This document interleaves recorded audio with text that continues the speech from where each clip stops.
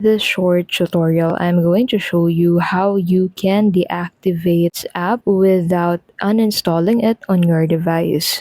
Now to get started, the first thing that you'll need to do is to open your device. So as you can see in here, you'll be able to find the WhatsApp app on my home page. Now in here, I'll go ahead and long press on the WhatsApp app to be able to click on this I button and get redirected to the app info of WhatsApp. So in here, the first thing that you'll need to do is to click on the force stop button to be able to force stop WhatsApp on your device. Now this will allow you to forcefully stop the use of the application on your device. After that, you'll need to head over to the app permissions section and disable or not allow all of this app permissions to be able to remove all of the functions that was given for the app on your device. Now, this will allow you to keep your information inaccessible for WhatsApp. Now, after you're done setting all of these app permissions to not allowed, make sure that you set the notifications to off. So go ahead and proceed on disabling all of these permissions for your WhatsApp on your device. Once you're done with this, go ahead and head back and check if the notifications is set to on or off. Make sure that this is set to off, since what we want to do is to deactivate WhatsApp on our device without uninstalling it. And that is how you can simply deactivate WhatsApp without uninstalling it on your device.